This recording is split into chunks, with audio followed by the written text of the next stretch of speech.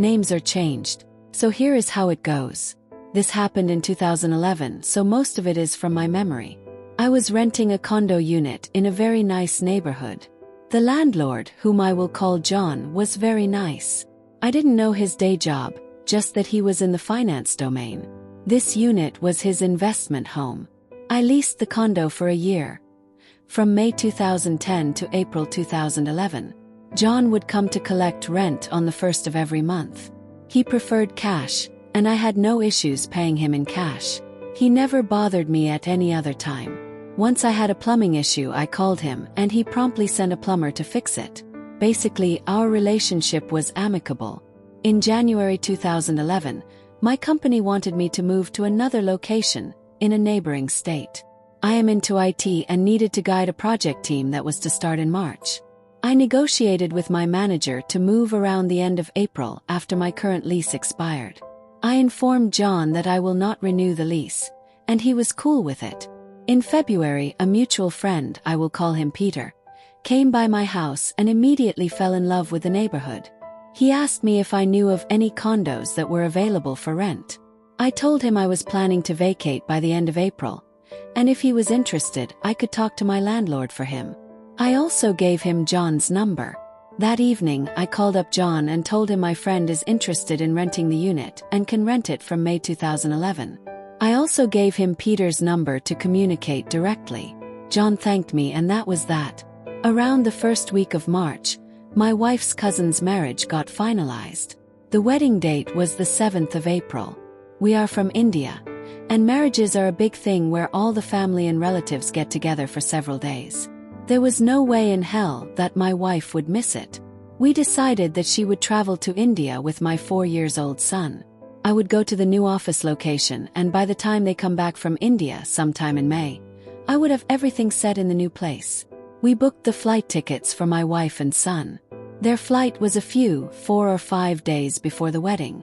When my manager came to know that I will be alone after April 2nd, he pushed me to join the new office on April 3rd.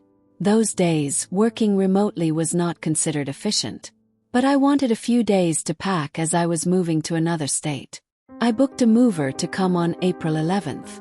With all things taken care of from my side, I informed John, around the middle of March, that I was planning to release the condo on April 11th. John thanked me, and that was that.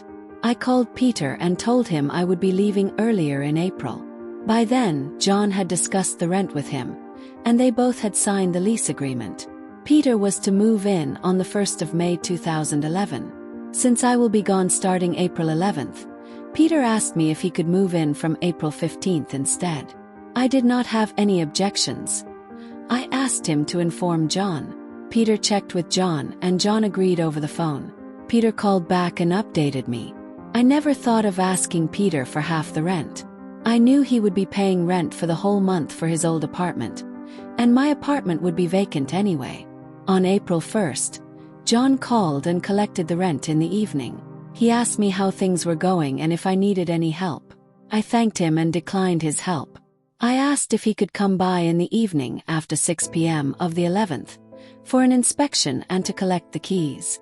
I was impressed with John for offering help and thought him to be a decent guy. Little did I know that he had ulterior motives. He was making sure that I was leaving by the 11th. After collecting the rent, he went home and called up Peter. He wanted to adjust the lease dates to start the lease on April 15th. John was sly enough to wait till he got the rent from me and then wanted to collect the rent again from Peter. Peter signed it but did not tell me until a few days later. When I heard this, I was livid. I asked Peter, "When did you sign the new lease?" As I suspected, John had called Peter the night of April 1st, after collecting the rent from me. They signed the new lease the next day, April 2nd. I called John and asked him to pay me back the rent for half of the month, as he was already charging it from Peter.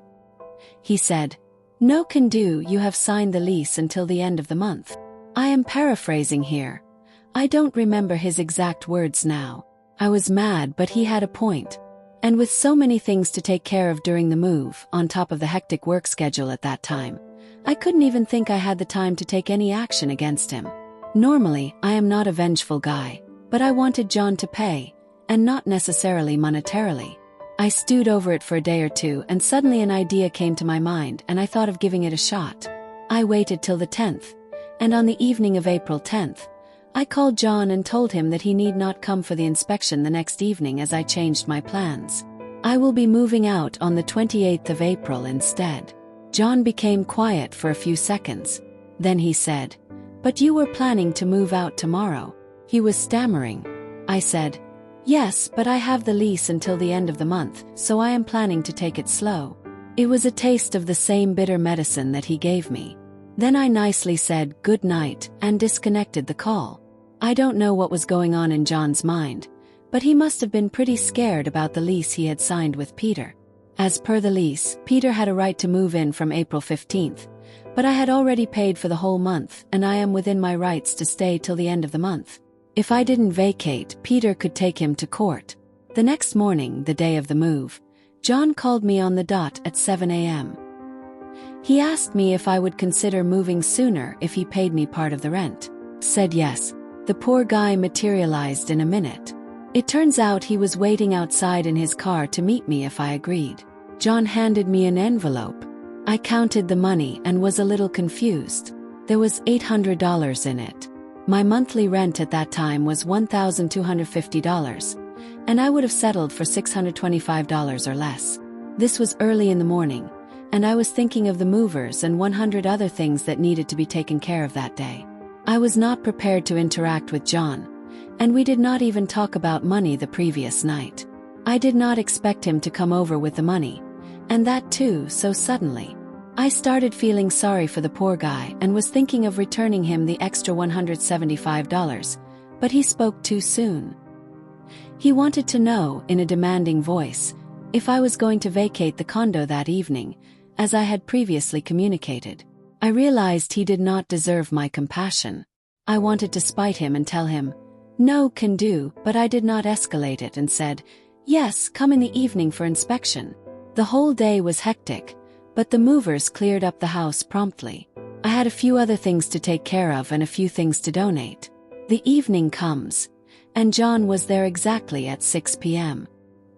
He did not inspect anything, collected the keys, handed me a check, returning the full amount of the security deposit I gave at the beginning of the lease signing, and went away. No thank you or goodbye. Felt a bit weird, but there were 800 reasons to ignore that feeling. I was a bit puzzled about why he gave me $800 instead of $625. I calculated later and assumed that he paid me back for 19 days that I would not be on the property, which comes to $792.